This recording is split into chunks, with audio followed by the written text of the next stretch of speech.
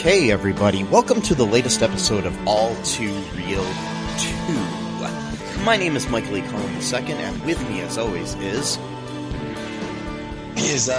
Matthew. Potato Head is gender neutral now, and that means that it's the end of all civilization. Haas.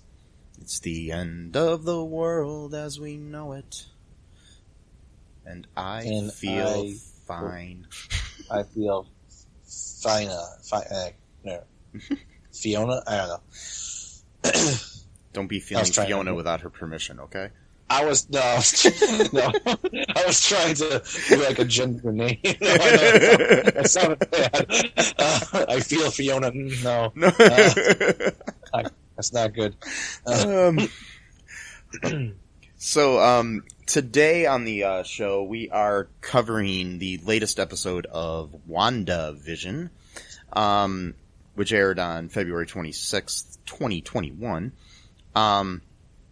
It is entitled Previously On.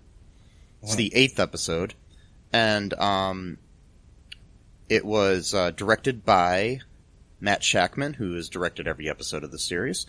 It was written by Laura Donney, or Dooney, Donney, Donney, I guess? Doney? I don't know, whatever her name is. Oh, yeah. Yeah. Really? Yes. So, first off, I just wanted to ask your initial thoughts of the episode, Matt. Oh, man. I love this episode. This was my favorite.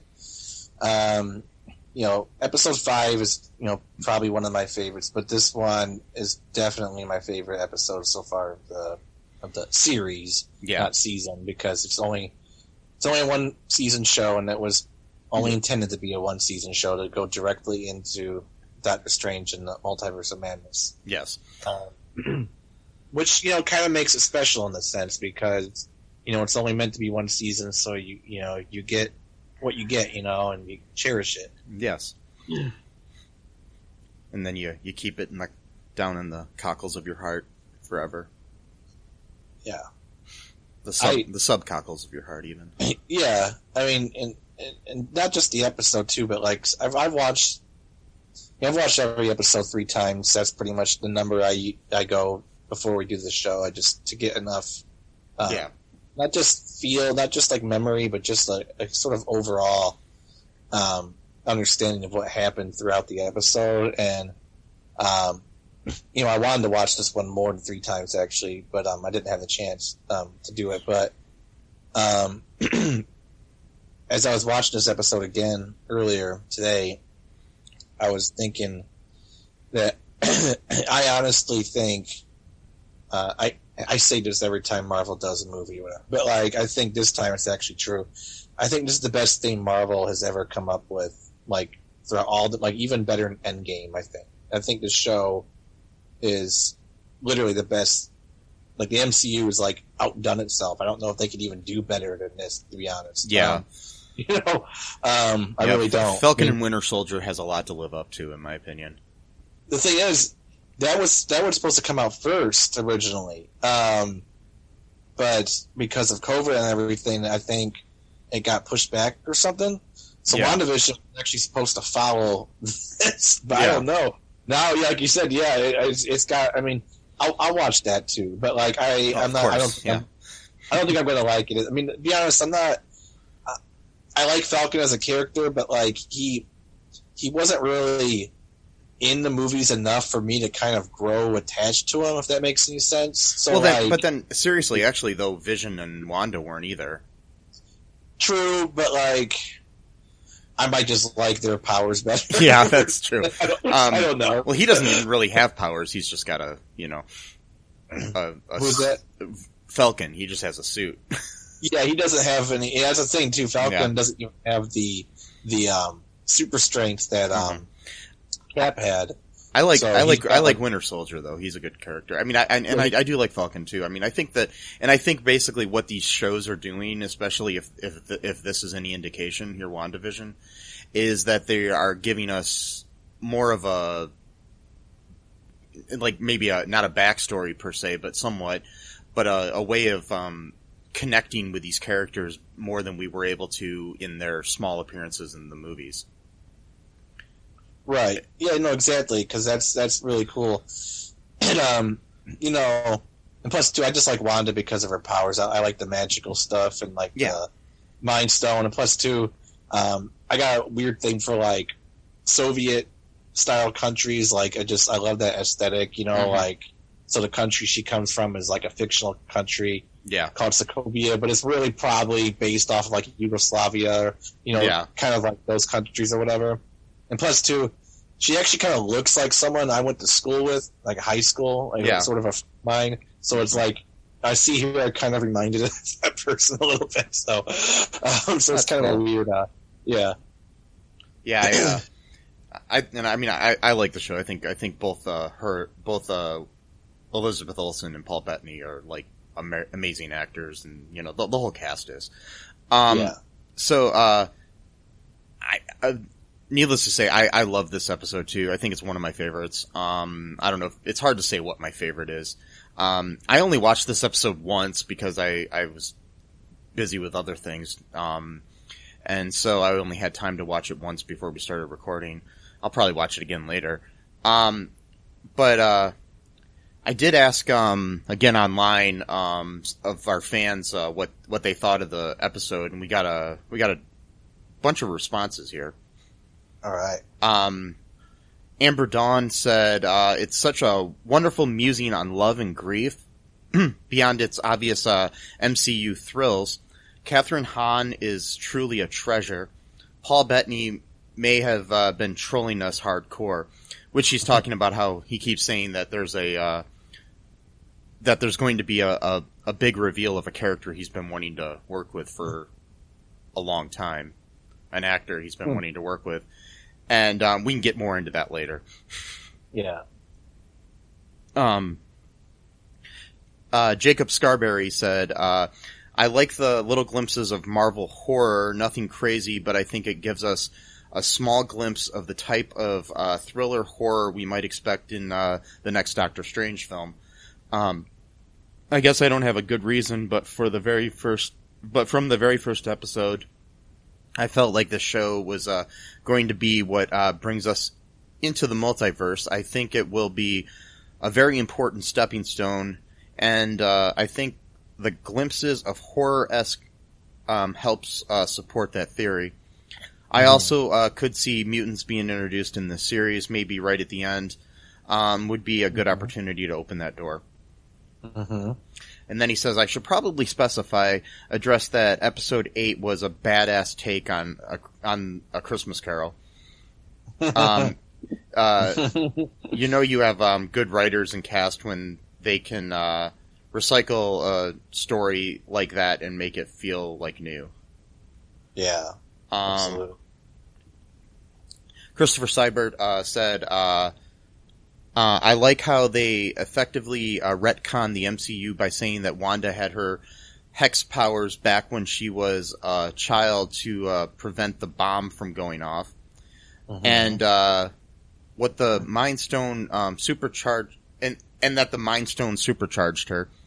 So that means Wanda is the first official mutant in the MCU. So now that the X-Men or the mutants can be brought into the MCU.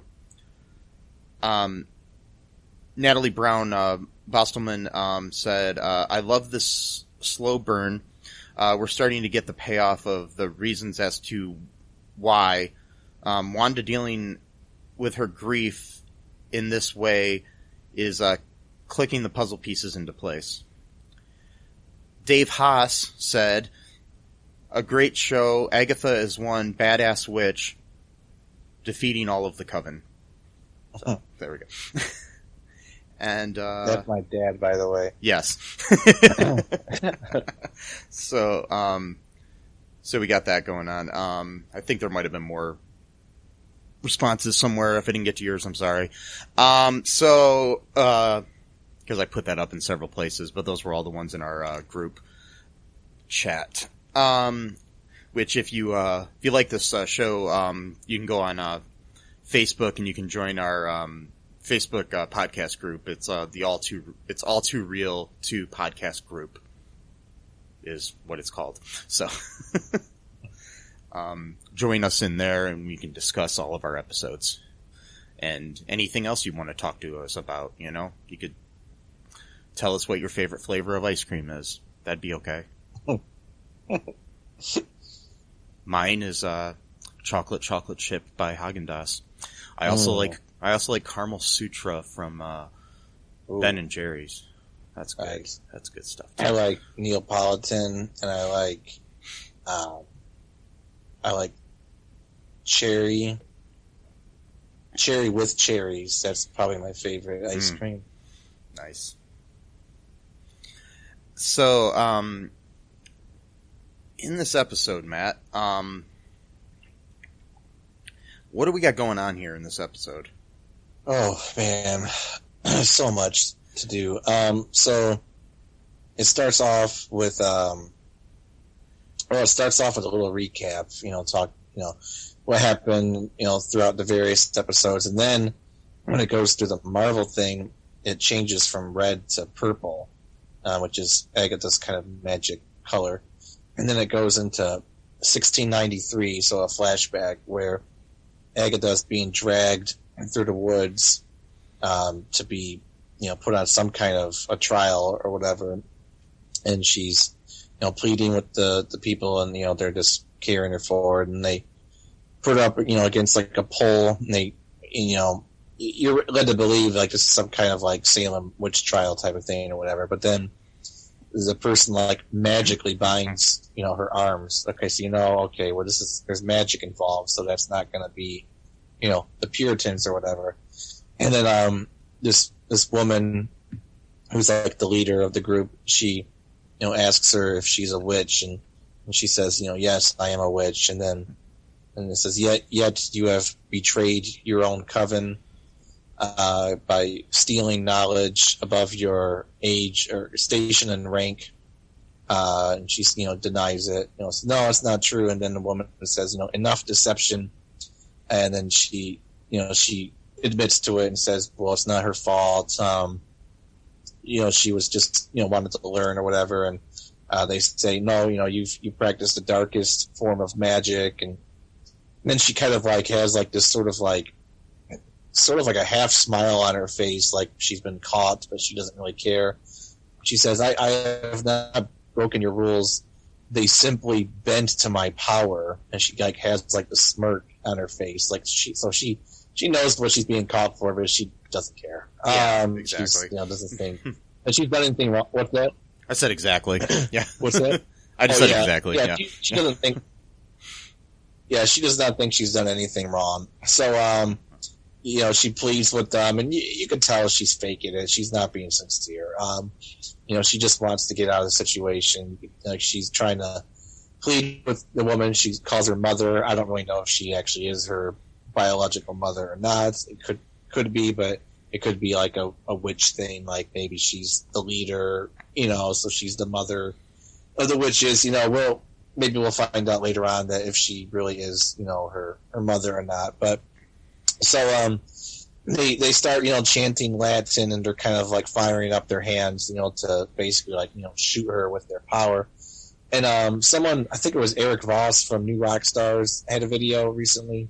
Yeah. Where he said that the Latin chant actually means like kill the monster or something like that, or she's a monster. Oh, okay.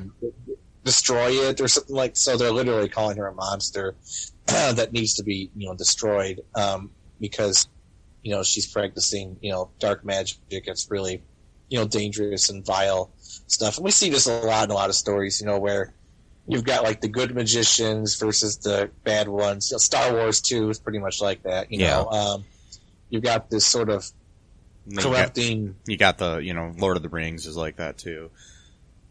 Right, and it always has to do with power. Yeah. It's the dark force, dark side, dark magic. It always promises the person more power, and also to not just more power, but that you do it faster. You don't have to spend the years just to do a little bit of magic. You pretty much go through like a seminar style. You just get all the information all at once and try to do what you can, as fast as you can do it. So they start shooting at her with like this blue kind of flame stuff from like all sides, just hitting her.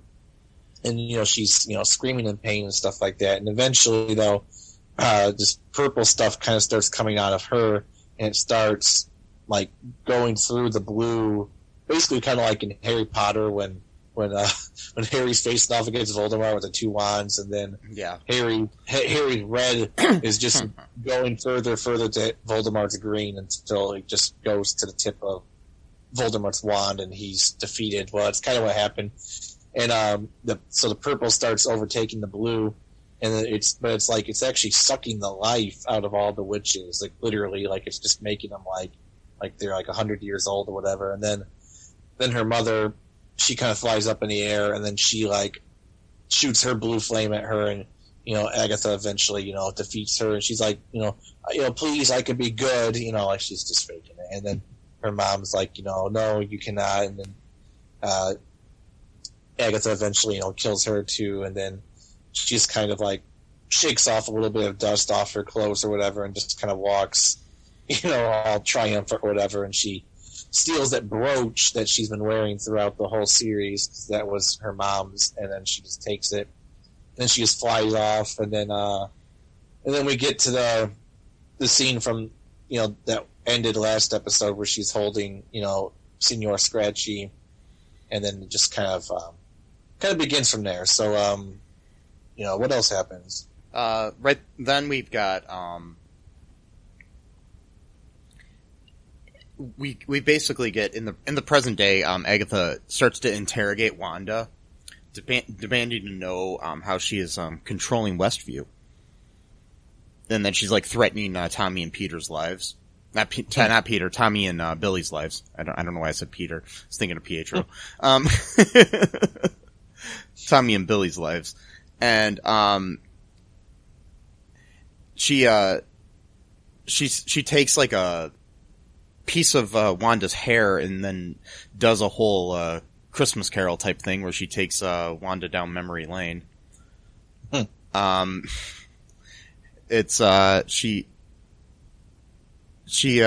basically forces her to relive key moments in her life. Including, when, she and her, brother Pietro were stuck in the rubble next to an unexploded bomb the day their parents died. Prior to that, we do see, like, them living their life in, Sokovia.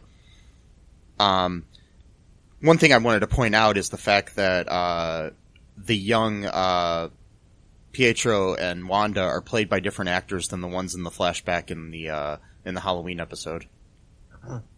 Yeah. Okay, yeah, that's right. Yeah, and I think there's reasonings for that, because I think the ones in the flashback are just like fake memories. Right, yeah. Yeah, so or something, who knows.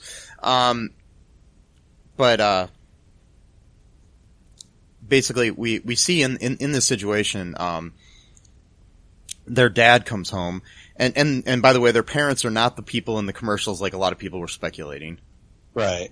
Yeah, including myself. Yeah, I thought they were gonna be, but yeah, it just random. They're probably people from like the town or something like that. Then something will happen, yeah. Or so basically we've got her dad coming home, and it turns out like what he does for a living is he basically sells box sets of TV shows, of American TV shows. He brings home a box of ones that he hadn't sold yet, and we see DVD sets of Malcolm in the Middle, The Addams Family, Dick Van Dyke, I Love Lucy, Bewitched, Who's the Boss. among other ones. And then Wanda, they let her choose which one she wants to watch, and during their night where they're watching TV, they decide to always speak in English, and that's basically how they've learned English. So this is basically explaining why she decided to create sitcoms, because that's basically her way to escape the world. Yeah. That she's living in. And from the pain and loss and all that stuff. And it reminds her of her dad.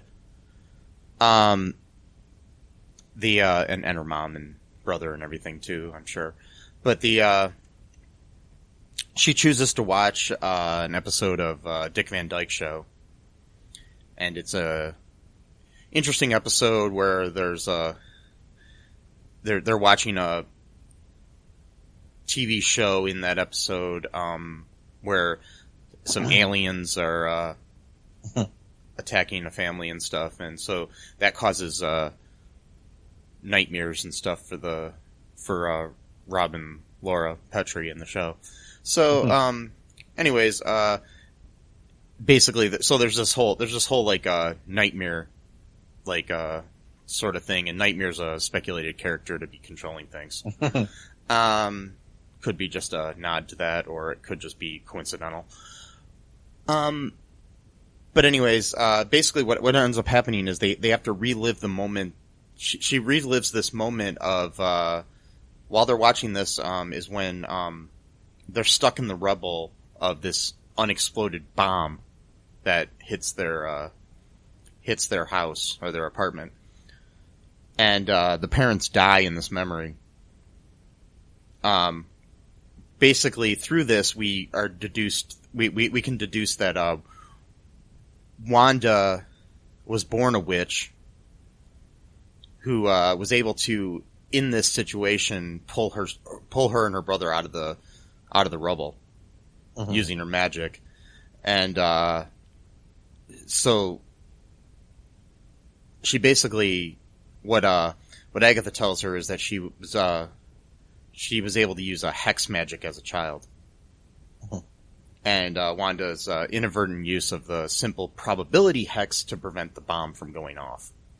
So that's how she saved Pietro and her. Then we move on to another memory, where Wanda is being experimented on by Hydra. And she approaches the Mind Stone. And it reacts to her presence, and it basically amplifies her magic.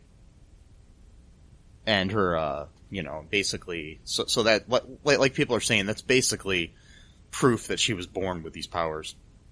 Yeah. So she's basically both a witch and maybe a mutant, She doesn't really know she's practicing magic, Yeah. And who knows, maybe she's not.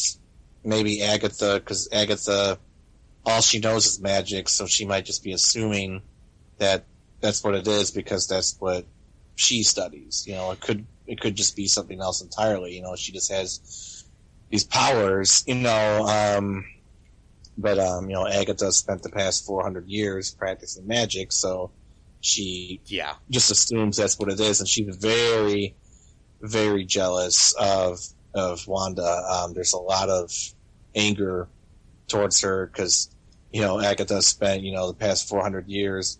I mean, she's testing her, in the basement. Sorry, I'm going kind of back further a little bit. Oh, no, that's fine. She's testing her in the basement because Wanda first tries to read her thoughts, and Agatha's like, "Oh, that's adorable. My thoughts have never been available to you." And then she tries to, shoot her with her red, power, and she's like, your magic's no good here. Didn't you see all these runes? Mm-hmm. It's a basic protection spell. Only the witch who casts the runes can practice her own magic in here. And she's like, how do you not know the fundamentals of magic? Like, she's just like testing her. Like, how can you do all this advanced stuff when you don't even know, like, basic shit? Like, she does a mind control spell on, like, a cicada and just kind of floats it at her face, to kind of just crawl over her, and she does she takes it back and does a simple transmutation spell to turn it into a bird. And she even says, years of practice just to do a simple, transmutation spell, but yet you're controlling an entire town. Like, and like you could see the hunger in her eyes too, because she's squeezing this bird and you could hear it squawking. And she's like looking at her like, what's your secret, sister? Like, I mean, really, like you could tell like she's eager, but at the same time angry, that because for her mind, Wanda's just like some spoiled brat, who just got, all this power without earning it, like, It's like somebody who can like sing beautifully without any kind of training, and then exactly. you're a singer who spent their whole life training and can't sing as well as them or something. Exactly. There's a lot of mixed feelings, but at the same time, she needs her. She even told her she needs her. So, I have a question. I want to know what Agatha's reaction to Jimmy Woo's little card trick would be. Yeah, I don't think she'd be that impressed. Are you serious? I thought that was the best magic in this whole series. I don't think she's registered. The thing is, Agatha, I think her downfall is going to be is that she only looks through the world with magic as a prism. Like that's the only thing. And MC, or not just the MCU, but the Marvel universe is, magic's involved in the Marvel comics, but it's not the only thing that exists. So, I'm thinking if they do kill her, or if she does lose in the final episode or whatever, I think it's going to be is that she only thinks the only power that exists is magic. Whereas, I haven't read enough of the comics to know, but like, I would think that like, what people think is magic might not actually really be magic. But they think it is because that's kind of like, almost like a religion to them, and that's what they've studied and practiced. So they've learned it through that kind of language. So that's what they think it is. But like, well, magic does exist. I mean, because we know it through like Doctor Strange and other people. Then right, it true. does But exist. he's taking his stuff from different dimensions, though. And I mean, the people that do that, as far as I remember, they're actually carrying over energy from other dimensions into ours, which it's interesting because is that really magic though, or is that just energies that exist from another dimension as like normal for their dimension, but like extra normal for ours? You know what I mean? Yeah, I mean, it's kind of like how in DC, where like Superman comes from another planet, right? And he doesn't have powers on Krypton, but he does on Earth because those powers don't exist here.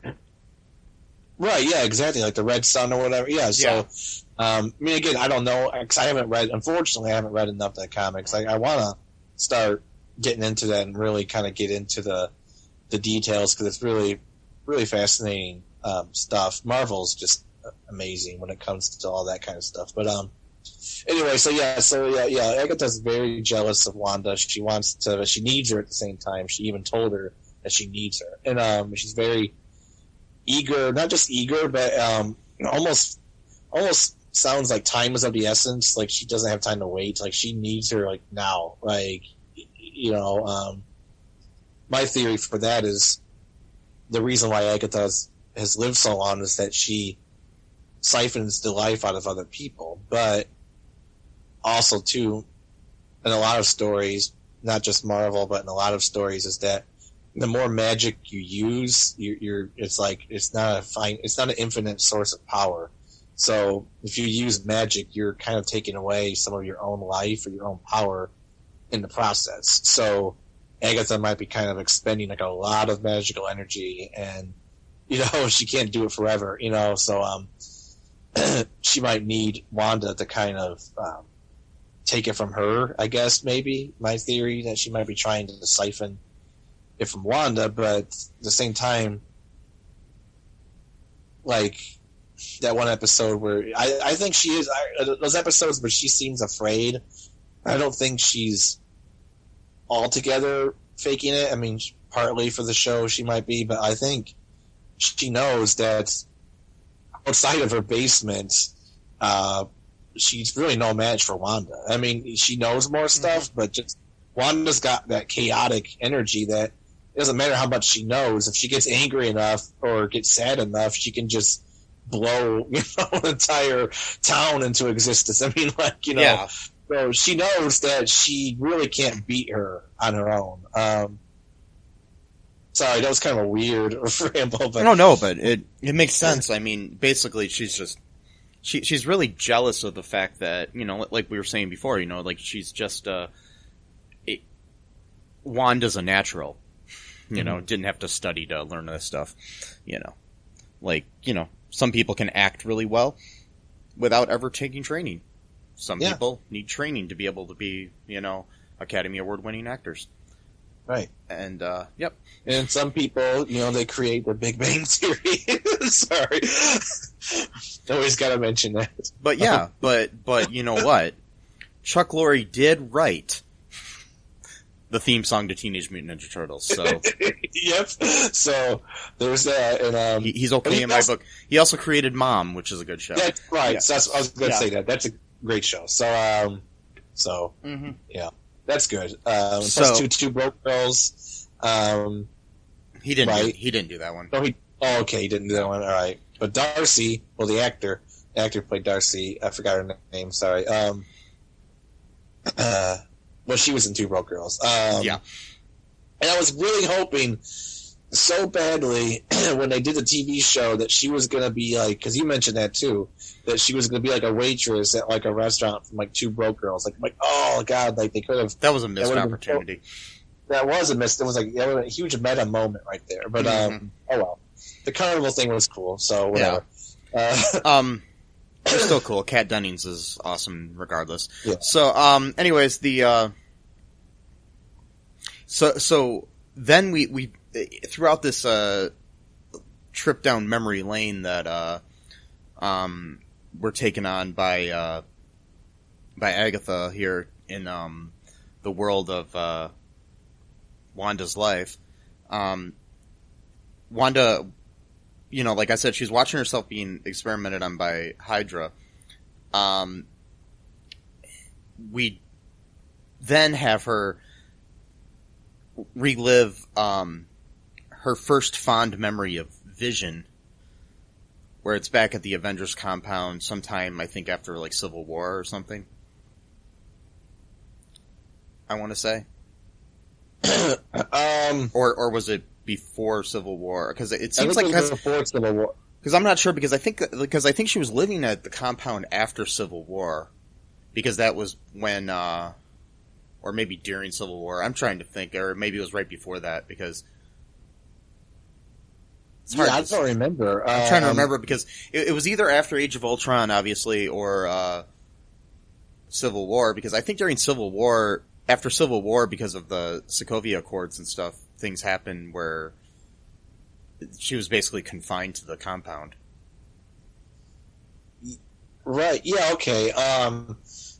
Yeah. I only saw that one once, so I don't remember much about that one. But Civil War is probably my favorite. Timeline's right. Favorite MCU movie. Oh yeah, that's cool. Yeah, I like it a lot. I don't know why, but I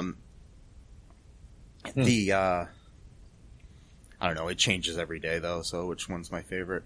Right. Honestly, I always consider that to be an Avengers movie, even though it's technically a Captain America movie. Oh yeah, it is. Totally. I call it Avengers 3. It's like, I mean, that's what it is.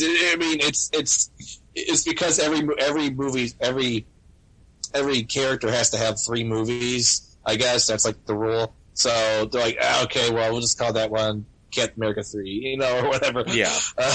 Because Iron Man got 3, Spider-Man's going to get 3. Mm-hmm.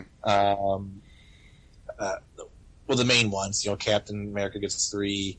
Doctor Strange, I don't know how many he's going to get because everything got fucked up because of COVID and budgetary stuff. Thor's getting a 4th, so. Oh, really? Okay, well, that's cool. Yeah, because Love and Thunder's coming out soon. which is the name of the Oh, okay. That's cool. Yeah. That's pretty sweet. Yeah, sometime this year or next year or whenever they decide to release it based on COVID. Right, and Black Widow's going to come out at some point, which is pretty cool. Yeah, that was supposed to come out like a year ago. And, right. Right, yeah. I really want to see that one a lot. Do you want to take a quick break here, Matt, and then we'll come back and talk more about the plot? Yeah. Okay, cool. We'll be right back, folks.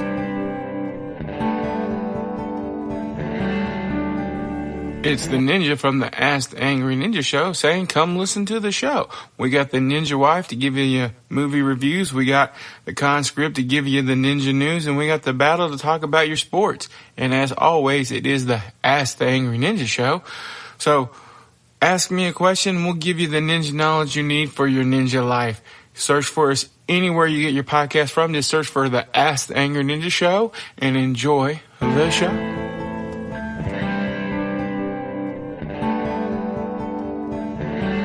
And we are back. I hope you enjoyed those ads or whatever they were. The Pop-Tart ads or the, or whatever. Oh, we got the Pop-Tart sponsorship? The Vision tarts? No, it doesn't make sense. The Wanda tarts? No. No. That sounded bad. Sorry. Yes, it did. Sorry. I'm not doing this stuff intentionally today. It's just like happening. Wanda tarts. Yeah, okay. Yep. Sorry. It's okay. My mind's not in the gutter. I'm just saying wrong words today. Words are hard, Matt. You know that? Yep. No. Yep. So, back to the breakdown of the episode. What do we got going on now? Like she's at the Avengers compound, and we see what the basically like kind of the first time that Vision and Wanda kind of connect. Yeah. So I think I remember this scene, or at least no, a companion scene in Civil War.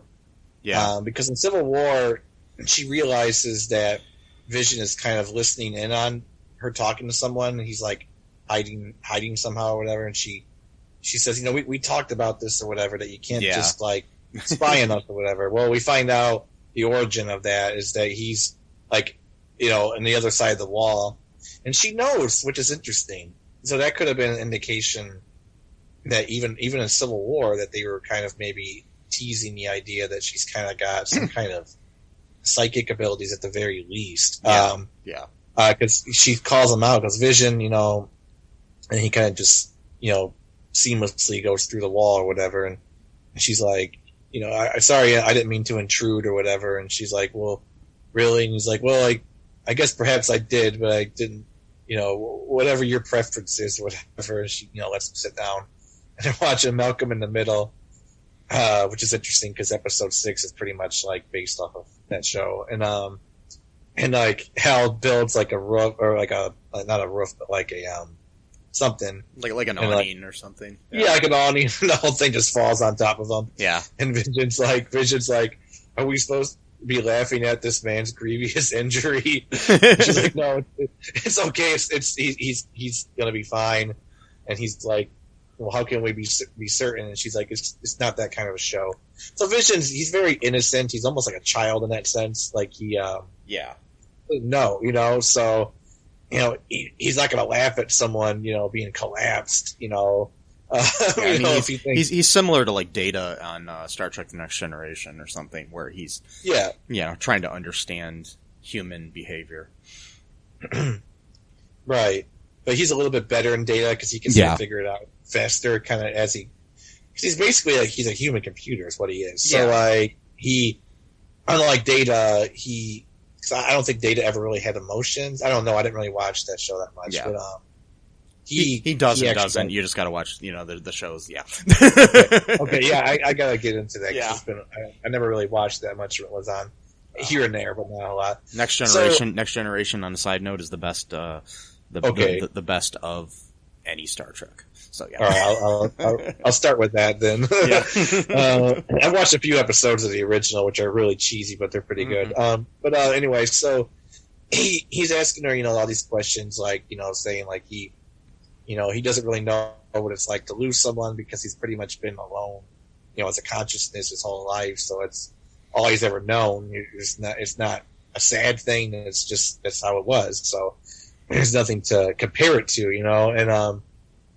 and because she said that, the only thing that will comfort her is being able to see Pietro again. And he says, well, what is love if it's not, what is grief other than, love persevering or whatever. And then he kind of laughs at the show or whatever. And they kind of have like this moment or whatever. So that's kind of like the first time like they ever had kind of like a relationship-y kind of moment. Because it kind of had like a lingering smile. And you can even see his smile is kind of like corny. Like he doesn't really know how to smile correctly. He's just kind of like, trying to, make it up as he goes along, basically.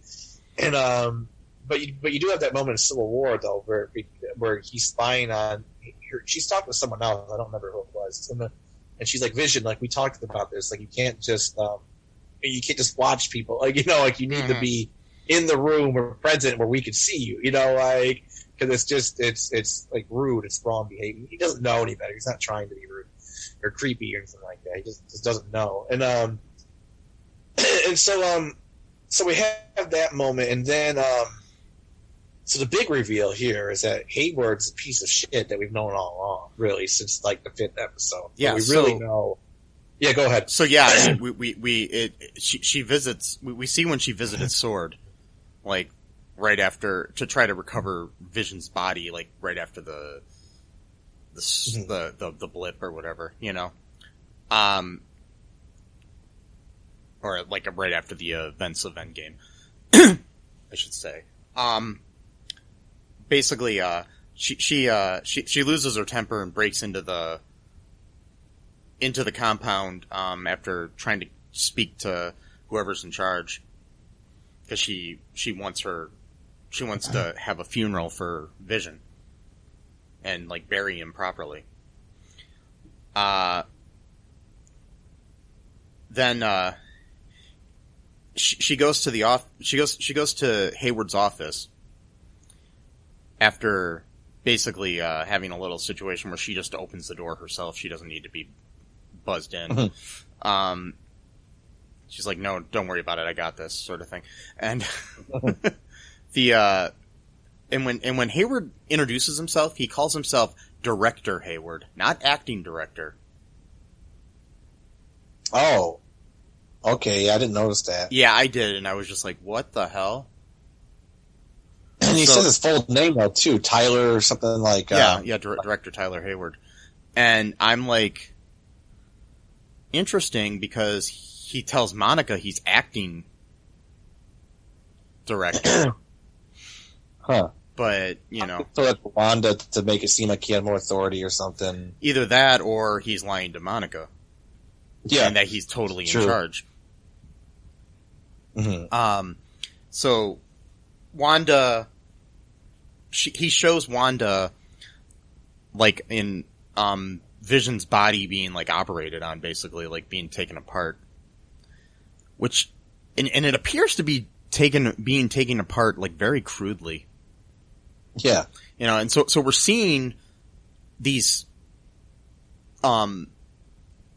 points of view of what happened that we saw in that previous episode where we saw the security footage of what we thought was her taking Vision's body. But she just basically goes there and says goodbye to him and leaves. Mm-hmm. She doesn't take the body, like Hayward wants us to believe. So we do kind of find out that he's basically an asshole. He's a terrible person. I really hope that he gets killed in the next episode, or at the very least, he's revealed to be doing illegal shit and he just gets thrown in prison or some shit like that. Because I think too. I think he set this up on purpose. Like he expected that she was going to show up. And he probably told them, like, I want you to just take this guy apart in the most creepy way possible, and just to like show her, like to traumatize her essentially, because he has an idea of, that's the other weird thing too. He seems to know about her powers before she does, about being able to just said, not everyone has the ability to bring, their loved one back online. And he goes, "Oh, part of me back to life." And she's like, I can't do that. Like, she has no idea what he's talking about. How does he know that? That's interesting. Yeah. So we'll find out somehow he knows the true extent of her powers before she knows. And also, too, before Agatha knows. So if an all-powerful witch like Agatha, who's been alive for at the very least almost 400 years, and she has to kind of tease it out of her to finally figure out what's going on, but this guy knows. Just saying, like, I'm getting some Mephisto vibes. Maybe he's like going deep undercover, like pretending to be a sword agent or director or whatever. Who knows? But I'm just saying there's no reason he should know that stuff. There really isn't. Because Hydra didn't even know that. So even if he got like secret documents from Hydra about their experimentation, they didn't even know that. And also too, I forgot to mention this earlier. When she was being experimented by Hydra, and the Mind Stone, she removed the Mind Stone from the scepter, not on purpose, and then it like, because it was blue, and then it like broke its shell and it became the yellow color that it normally is, and she has this vision of like a feminine figure kind of floating down with like horns. It looks like the Scarlet Witch costume from the comic books, as well as from episode 6 when they were at the Halloween episode. Yeah. And also too, go ahead. Go ahead. I was just saying. Also too, when the people at Hydra are watching the tape, it's that jump cut thing that happens again. They don't see what actually happened. They just see her lying on the floor right after. Like she's in control of that. Also, also people are seeing in that vision too. If you pause it, there's actually the silhouette of a man at the bottom of that figure of Scarlet Witch. Oh, okay. I did not know that. Yeah. So who knows what that is? That's interesting. Yeah, it's like a silhouette that looks like a man, but it could just be the way that the lighting is. Right. So I looked this up on Ancestry.com. The last name Hayward, just something. The etymology of the name, it's occupational name for an official who was responsible for protecting land or enclosed forest from damage by animals, poachers, or vandals. From the Middle English, hay or hedge, and ward, or hayward, which means guardian. So the guardian of hay, basically. Or like an enclosure. And his first name is Tyler, and I just looked this up. I don't know if this means anything, but I just looked up the last name Tyler just to see if that means anything. It's an occupational name for maker of layers of tiles. From an ancient derivative of Middle English, tile. In the Middle Ages, tiles were widely used in floors and pavements, and to a lesser extent in roofing, where they did not really come into their own until the 16th century. Anyways, so I don't know. Wow. It's interesting. So.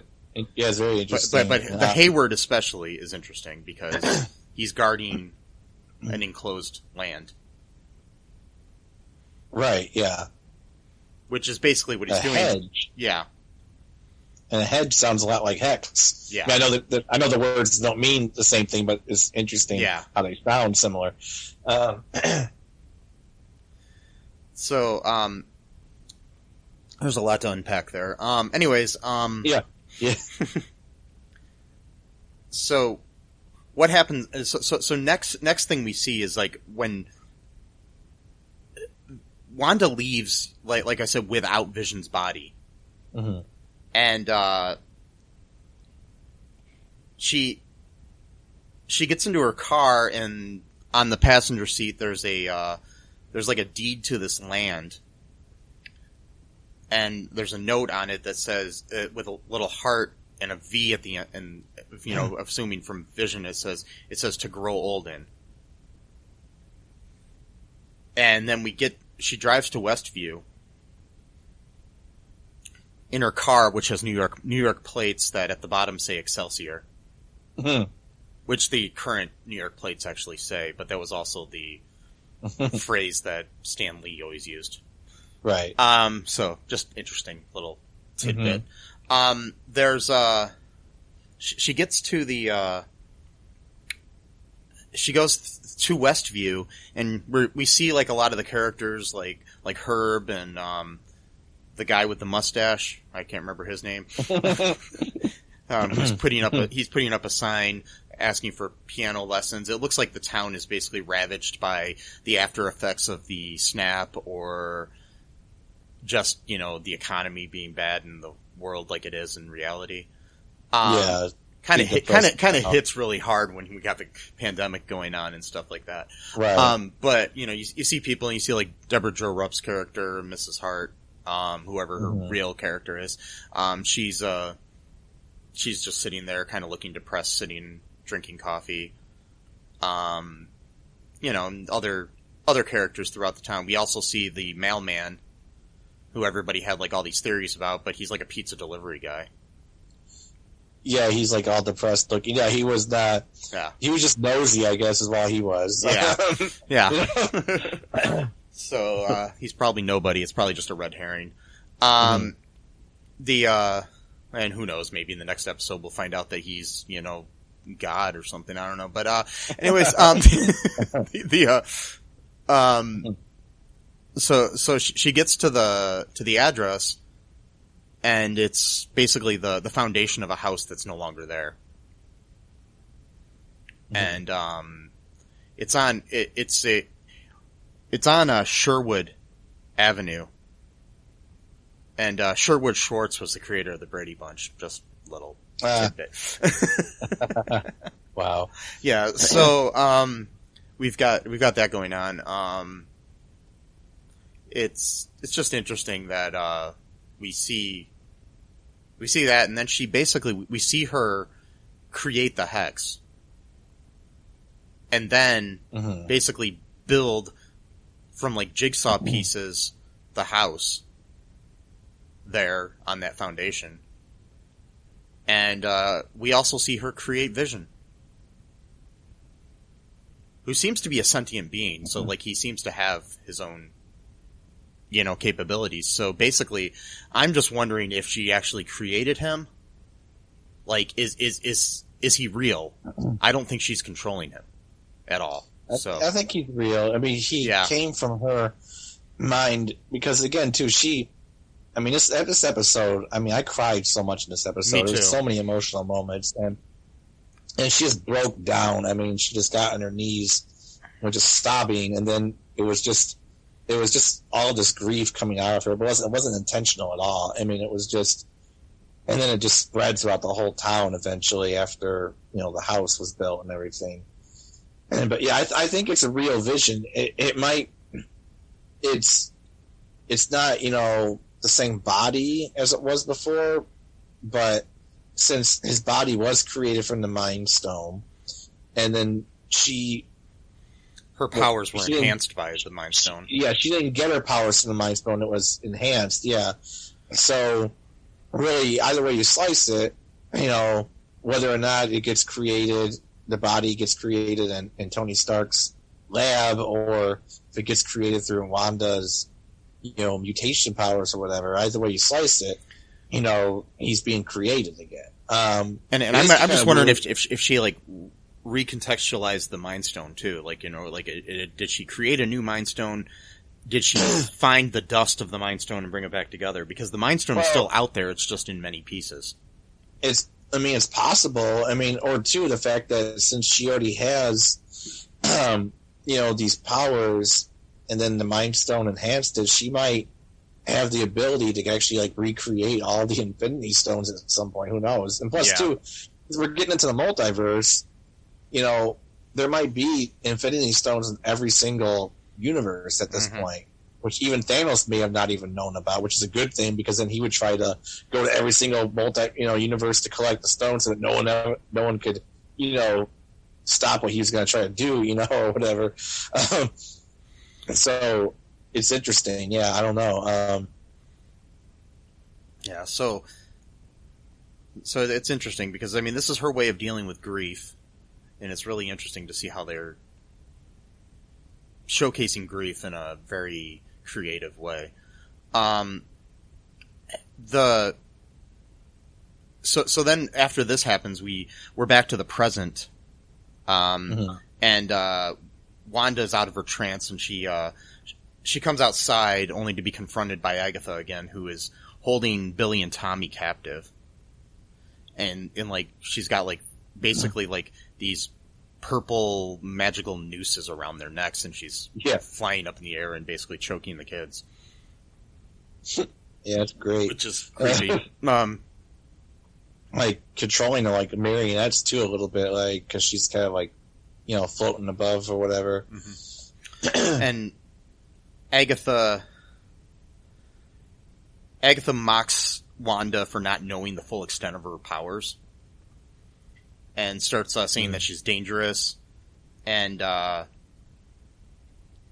says that her powers are actually chaos magic. Mm-hmm. And then she says that makes her the Scarlet Witch. Which is the first time Wanda's ever been called the Scarlet Witch in the MCU. So, wow. Yeah. See, I didn't know that. 'Cause I always, all my friends and stuff who watch Marvel, they would always refer to her as the Scarlet Witch, so I just assumed that that's what her name was. But yeah, now that I think about it, I don't ever remember them actually ever calling her that. Which again, interesting. Just thought about this. Episode 5, episode 6 was, I don't remember, where Hayward asks Jimmy Woo, because he's clearly trying to antagonize him by saying Wanda was a terrorist or whatever, and he goes, "Oh, what any kind of funny nickname that she's ever had?" So that's interesting, because who else would know that? Interesting. So I got some vibes that this Hayward's not even Hayward, or if he is, maybe the real Hayward's been kidnapped, or he's using his body, or I don't know. Yeah, he might be possessed or something. So that's very interesting. Yeah. So the last thing we have is a mid credits scene, where at Sword, and we reveal Hayward's Project Cataract. Mm-hmm. And the original Vision is now white.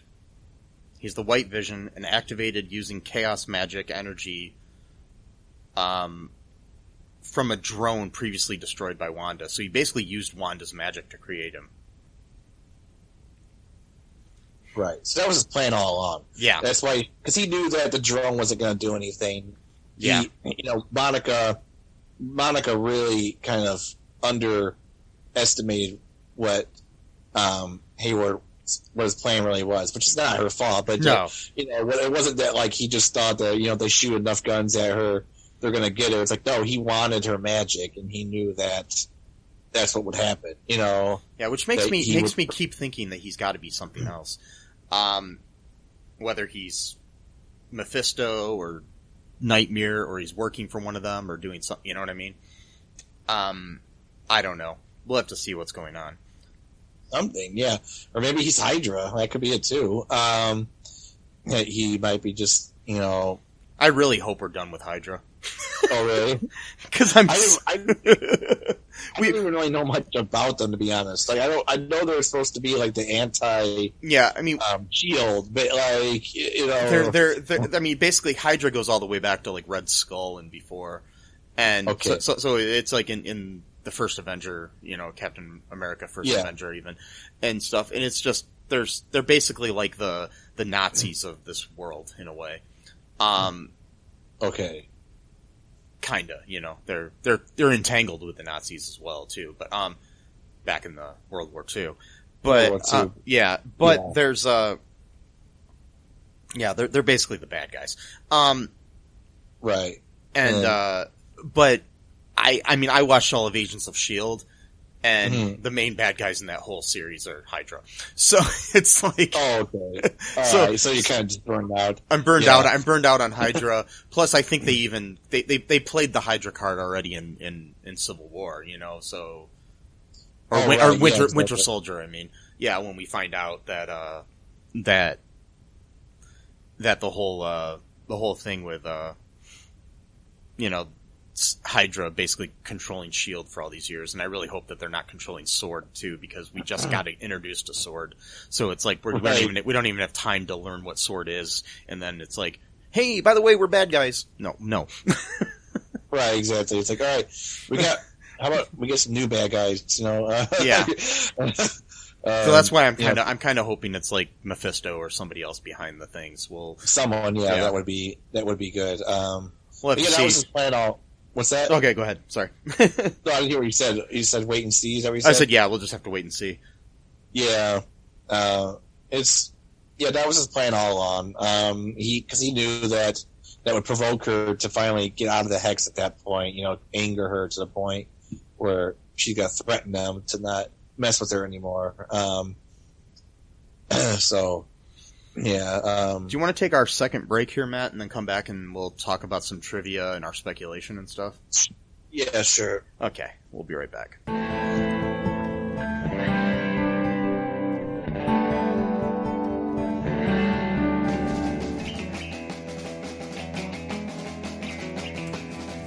What is Gen X? What is the silent generation? What do generations have in common? Hi, I'm Trish the Dish from the Gen X Voice podcast, and I invite you to listen to conversations I have with folks from different generations, backgrounds, beliefs, and experiences in an attempt to see what connects rather than divides us. Even though Gen X has been called slackers, Karens, or not mentioned at all in some cases, we are the bridge generation, so I feel compelled to do my part to destroy ageism by bringing all these voices together. And, as a bonus, each guest gets to answer some 80s questions at the end of each show. So download and listen to Gen X Voice today on Apple, Spotify, Amazon, or wherever you listen to podcasts. And let's see how much we have in common after all.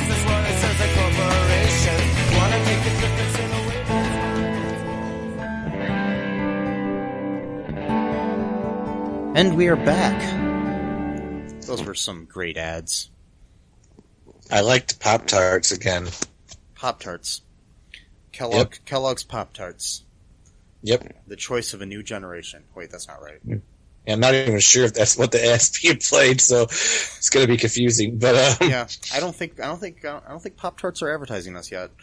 They really should. Because the thing is, they don't understand is that we're probably Pop-Tarts' biggest fans ever. Like, I don't know anyone else that talks about Pop-Tarts like as much in the way that we talk about them, like all the time. Like I'm obsessed with them. Like, I haven't had them in a while because being broke and stuff. But I love them. I mean, I can't. I mean, seriously, like, you hear that, Pop-Tarts? Matt needs more Pop-Tarts. I do. I would like a life supply that would just be like. I mean, I would be over the moon. Like, if I got like a life supply of Pop-Tarts, geez. I mean, like, ugh. You do so much with them. I mean, you can eat them, by himself, with like a glass of milk or something like that. Also, too, I've done this a couple of times. You break them up a little bit and put them in some ice cream. Oh God, that's good. You know what? I've also seen somebody make an ice cream sandwich out of them. Oh God! You take two like strawberry Pop-Tarts and put some ice cream in the middle. Oh, and then just eat it like a sandwich. Yeah, damn, that is good. Yeah. Anyway, so yeah, I'm getting hungry now. Yeah, I might have to go to Walmart and buy some or something. God, yeah, but yeah, Pop-Tarts, please, if you would sponsor us, man. I mean, we would promote the shit out of you every day. I mean, I know you probably we'd just be popping those tarts. And, yep. Wait, what? No, those WandaVision tarts. No. Wait, that's something's sounding wrong here, Matt. I don't know why. Yeah, no, sorry. Yeah. That was just a callback. Anyways, Hold on a second here. So here are some trivia about the episode here. Culled from the Internet Movie Database. Okay, in keeping with the theme, the title uses a term frequently used in TV series. It actually deals with the incidents that happened before WandaVision. Wanda's favorite episode of Dick Van Dyke is Season 2, Episode 21. It May Look Like a Walnut. In the episode, Rob Petrie is having a nightmare and wants to wake up in the episode. So interesting there. The second episode since episode 4, we interrupt this program not to have a traditional sitcom trope throughout it, so it didn't, mimic a sitcom. Wanda watches Malcolm in the Middle in a flashback. The sitcom also had a story about mischievous boys, just like Wanda's two children. In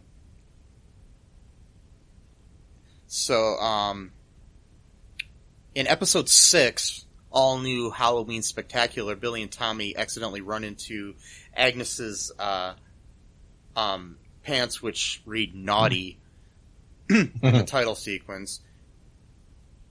Agnes is now known to be naughty. Okay. Anyways, in a flashback to the Hydra compound, Wanda is watching Brady Bunch Kitty Carryall is missing, where a doll goes missing. That doll actually appears in WandaVision Now in Color, where Vision is using it to practice putting diapers on children. This is the first time in the MCU that Wanda is referred to by her comic book name, the Scarlet Witch, which we've already pointed out. The Vision is revealed with an all-new white color. This had happened to him in the comics. It is revealed in this episode that the Maximoff family was watching sitcoms when the bomb attacked their house. This is contradictory to what Pietro reminisces in Avengers Age of Ultron, where he says to Ultron that their family was having dinner. Their parents went to check if there was any survivors in the debris, but were killed in another bomb attack. But in this episode, they presumably died instantly after the first strike. So interesting. Yeah. The flashback to Sokovia reveals that the blinking red light and beeping tone on the toaster in the WandaVision film before a live studio audience commercial is a callback to Stark Industries' rocket that killed Wanda's parents, as we've speculated since the first episode. Yep. Basically, it is implied that Wanda's been a witch her whole life.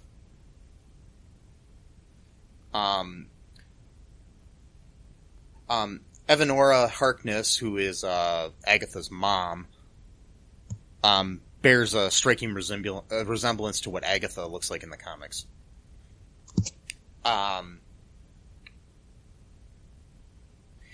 We find out that she didn't steal the Vision's body.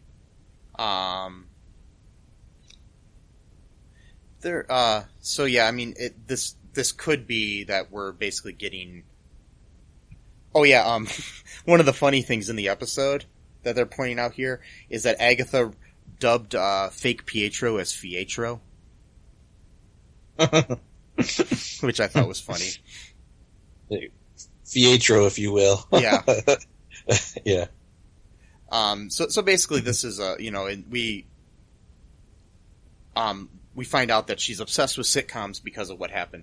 Okay, so here's one of my things. Okay, the thing where I think and other people are pointing out too that Paul Bettany might have been messing with us about a big reveal of an actor that he got to work with, that he's wanted to work with his whole life. Mm-hmm. I'm pretty sure that the actor he's going to be working with is himself.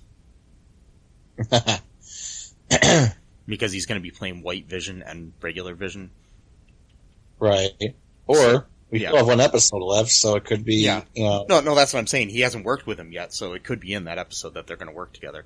Right. I mean, it could also be a different person, too. Just Yeah, because exactly. We'll find But out, but that is speculation that he's been trolling us this whole time. Well, it's possible. I mean, that's what they do now. I mean, like, because I know. TV is so much more interactive now, especially when it comes to, like, Disney shows or whatever. Like, that's what I love about new TV is that the fans and, like, the actors and, like, the writers, like, we actually talk to each other now. Like, it's weird. It's cool, though. It's because it's not like, you know, it used to be where you just, it's like these people live, like, in a different universe or whatever. Like, now, you go on Twitter, and you might, you know, post something, and, you know, someone, you know, likes the tweet or whatever. Like, oh my God, that's the actor from, you know, or they might reshare it, retweet it or whatever. Or have like a little bit of a, or like, like a small conversation. Or like even how we've been doing on here, like the interviews with actors and stuff, which has been pretty cool to be able to talk to, like, you know, Jim O'Hare or Amir Karangi from, you know, sitcoms that we love and stuff like that. Right. And we're like, hey, you know, you're a real person. You're not just the guy on that show. Yeah. Exactly. Yeah, I know. It's really cool. Well, it's like, you know, I don't know anyways, but, it's pretty cool. But, also, you know, it's interesting how they've been, Marvel has a history of basically flat out lying to people. Right. Too, so. Right. Yeah, well, that's what they did with Pietro. It was just totally trolling. I mean, it was like, you know, oh, you want mutants, right? Oh, we finally have the rights to X-Men. Here's Pietro Maximoff from, you know, the X-Men. I forgot which one, but from the X-Men movies. Yeah, he was so on like many 3 of them. He was like in 3 of right. them, 2 or 3 of them. That's right. He was in Apocalypse, which I hated that movie. He was in Days of Future Past. I liked Apocalypse, but that one's good. Just me. But yeah. Well, I saw you know, Alone, and the trailer. I love the trailer. I was like, oh my God, this is so epic. And then I was like, whatever. I mean, I did like the concept of like an ancient mutant who's like lived, you know, like the first mutant. I mean, it had its issues. I'll give it that. So yeah. But anyway, trolling, totally trolling. Yeah, I mean, we still don't know what the deal with we still don't know what the deal with Pietro is. So, Pietro, I think it's her, isn't it? Didn't Agatha say it was her eyes and her ears? Yeah, but she didn't. But she said basically it was her controlling. She said it wasn't. It was her kind of is what she basically said. Oh yeah, not literally. So it was. I got you. Okay. So he's still a person. It's just we don't know who he is. If he's just some random dude in Westview. Or if he's from another multiverse, or if he, you know, so. But he was a speedster, though. So yeah, that's what I'm saying. So there's something up there. I mean, I'm thinking that, you know, I think that he does have the speed, and I think he is probably from another universe. Something, yeah, or at least maybe Agatha knows a speed spell or some shit. Who knows? But I don't know. I never heard of that magic, like a speed spell. Anyway, now we're getting ahead of ourselves. Yeah, yeah. I mean, because it's just interesting how they flat out lie to us on times too. Like they showed trailers with Hulk in scenes of Infinity War that he wasn't actually in. Oh yeah, I've noticed that before. They do that. They did that because they didn't want to, spoil anything, and then. And then, I mean, even recently, I can't remember her name, but the actress who is now going to be playing She-Hulk flat out said she didn't have the role, and then it came out a few weeks later that she did. So, oh, wow. Yeah. So it's hard to say what, you know, what's going on. Yeah. And then you have, like, things that they don't want to reveal that, you know, even the actors don't know, too, because, like, I just read an article the other day because Tom Holland has a history of ruining things. He plays Spider-Man. Yeah. They refuse to let him watch Black Widow. Wow. That's great. It's like all the other Marvel actors have probably seen the movie, but they won't let Tom Holland see it. Wow. You'll see it when it comes out. Yeah, basically. Wow. Yeah. Hey. hey, you know, you can't keep your mouth shut. Yeah. Mark Ruffalo does it too, you know, so he's got. Oh, really? I mean, he spoiled the end of Infinity War before it came out. Oh, jeez. In an interview, not exactly, but there's an interview. If you look it up, it's really funny. Him and Don Cheadle sitting there being interviewed, and Don Cheadle's basically looking at him like, "Dude, what the hell are you doing?" I wonder if some of these people do it on purpose, even though they know they're spoiling it. But like, yeah, because in their mind they might be thinking they're actually, who knows, the studio might put it up to them and then make them be the fall guys. Yeah, they want to promote the movie, so people will definitely go and see it to see if it's true. Mm-hmm. So it could just be like a conspiracy, you know, for the studio. Like, hey, I want you to spoil it so that people will really start talking about it, and then we'll blame you for it. But you know, but we're not really blaming you. We're just gonna do it like, you know, like we know you're good, but we're gonna blame you to everyone else. But we're you know we're square. We're just gonna totally ruin your reputation, man. But that's okay. Right. No, I'm joking. Yeah, totally. We're square or hexagonal, rather, in this case. Ooh, nice little pun there. So do you have any speculation as to what you think is going to happen next week? Yeah, at least one. Okay, what's that? I think that Hex Vision is going to die, and this is going to be like the third time of him dying, but she's going to actually deal with her grief this time for real, not just like suppressing it or not really suppressing it. It wasn't her fault, but like, you know, but it's going to be, so I think he's going to die, protecting her from White Vision. That's just my speculation. So I think somehow White Vision is going to make it inside the Hex somehow. I don't know how. And, you know, from a little bit of research I did about White Vision in the comics is that he doesn't really have a moral compass in either. He's not evil or good. He's very cold, and he's like he's basically a robot. Yeah, that's why I call him White Vision, because you know, frozen, just, you know, like very blank, you know, blank. Basically, kind of reminded me of what's that? I said blank, basically. Yeah, like a blank slate. Yeah, because like even like when they showed him, he's just kind of like looking at his hand, like very.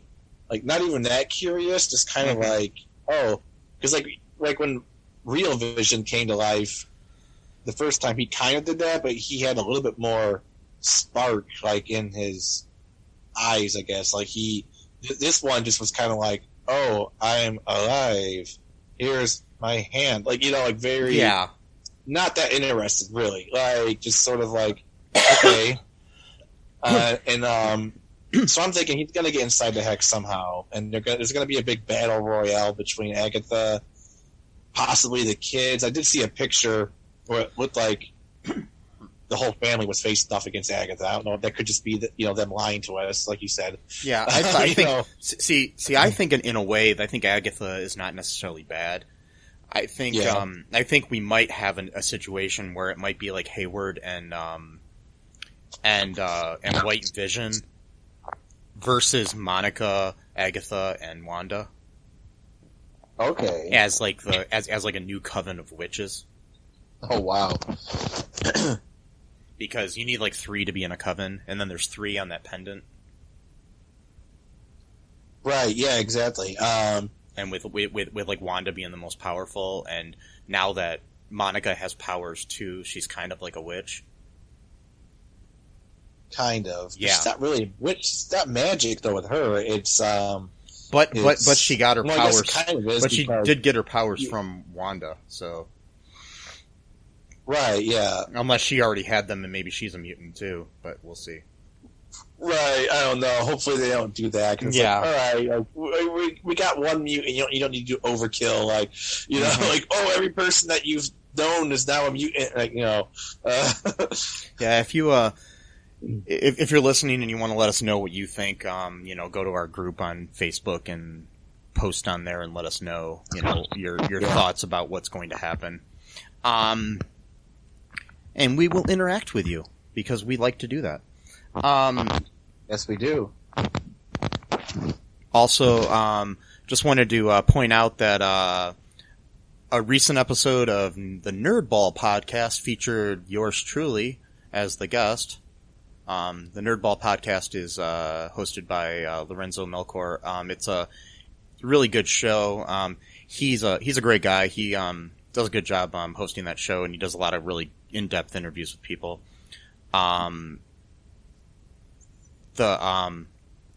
He was also the our number one fan of the Super Story podcast we used to do.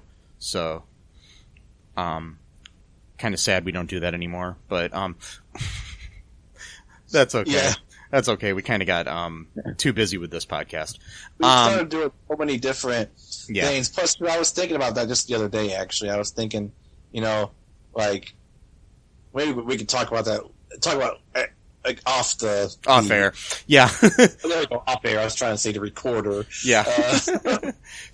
But anyways, he has a great podcast. Be sure to check the show notes. I'll have a link to his show so you can subscribe to his show too and listen to it on any of your favorite podcast platforms like the one you're listening to this one on. Anything else, Matt? Let's see here. I was thinking, it'd be pretty cool if Senior Scratchy. Well, maybe Sparky, if Wanda could bring him back to life, that would be cool. But if Senior Scratchy, joins the fight either as a bunny rabbit or maybe is revealed as being something different. Who knows? That would be pretty cool. Kind of like in Monty Python with the killer rabbit, just starts going after people's throats and bite your throats out. And and they're like, oh, it's just a little bunny rabbit, and shows up, kills the entire, platoon or whatever. Not platoon, whatever. I can't talk. But yeah, I would like to just mention too, like I did last week, that my old guitar teacher, Jason Quick, his band, the Quick Quartet, has got a new album coming out. They do jazz music. I know jazz is sometimes seen as like being like this really stuffy, like complex stuff that doesn't really sound good, and only like, only people who like think they're cool like to listen to jazz. No, jazz can be listenable. If you're good at it, if you're really good at it, if you're just trying to show off and be technical, okay, you're going to attract technical people. But like, if you're really, really good at what you do, you don't have to show off within the first 10 seconds of what you're playing. You don't need to like reveal all of your cards at once. And Jason is great too. He's a great that's player. What he's really good at. He's good at, the slow burn, because he knows he's good. He's been playing guitar for the past, 35 years or something like that. And he, got a master's degree at Wayne State University, studying jazz guitar.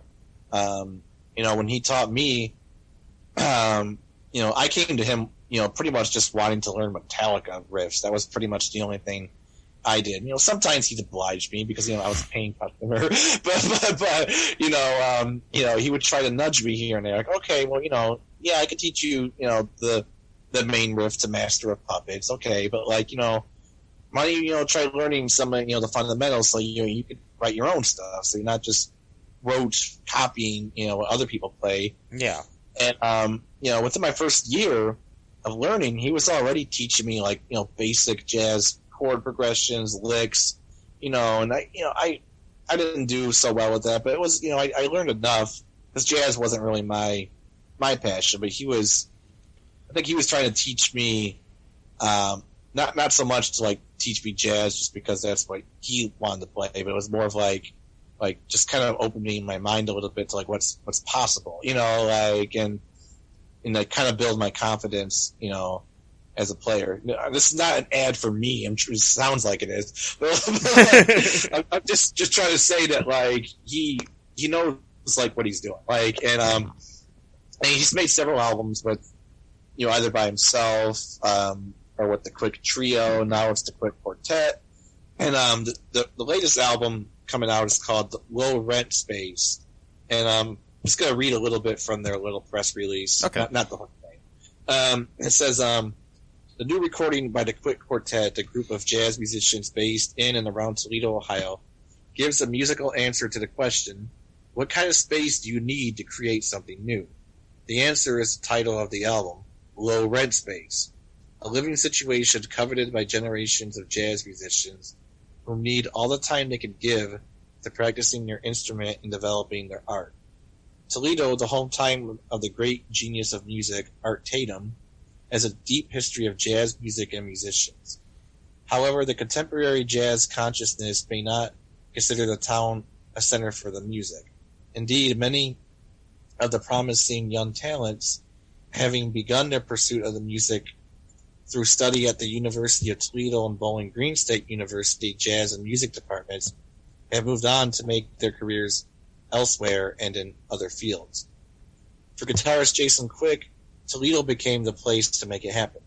Growing up in Livonia, Michigan, and getting a jazz studies degree from Wayne State University, he moved south to participate in a graduate assistantship program at Bowling Green State University's music department. After finishing with a master's degree in music, Quick stayed on in Northwest Ohio and eventually settled in Toledo. Low rent space in Toledo and environs gave him more opportunity to spend time practicing guitar and developing his art through composing and studying.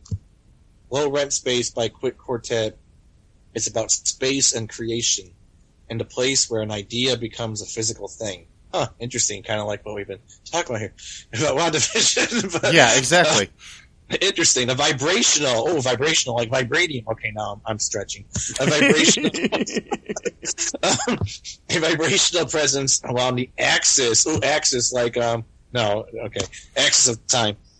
Quick Trio, that was his previous band, has been an active performing outfit since 2012. I think before that it was like the Quick Duo, so he's like built his band over time.